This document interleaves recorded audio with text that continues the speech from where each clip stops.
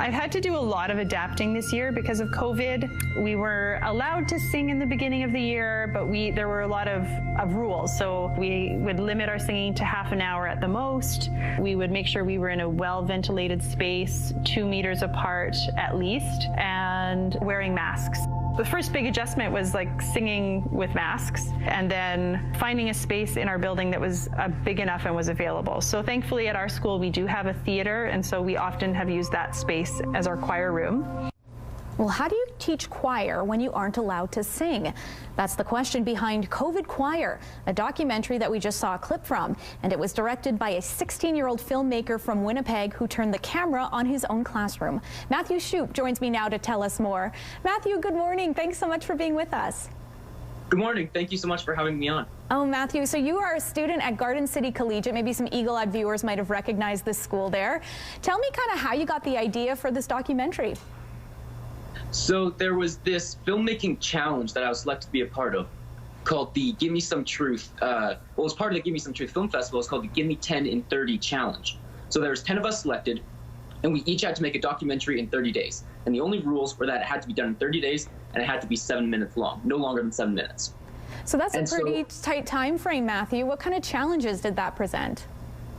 It really forced me to think very, very quickly about what I wanted to actually do. I didn't have much time to think, to work out different subjects and all this kind of stuff. You kind of just had to like go until you had it finished. Fair enough. And as you mentioned, it premiered at the Gimme Some Truth Film Festival in December, and now internationally at the Paus Premieres Festival in the UK this past weekend. Are you surprised at kind of the international audience that it's gained? Oh yeah, I wasn't expecting any of this to happen.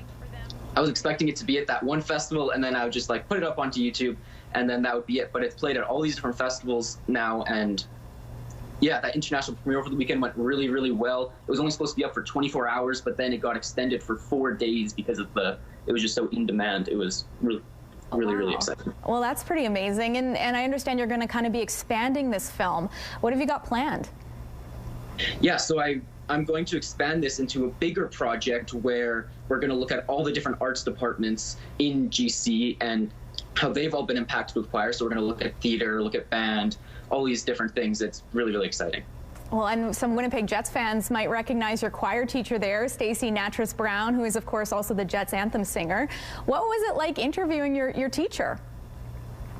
It was absolutely amazing. None of this would have been possible without Miss Brown. Thank you very much, Miss Brown. Big thank you to her.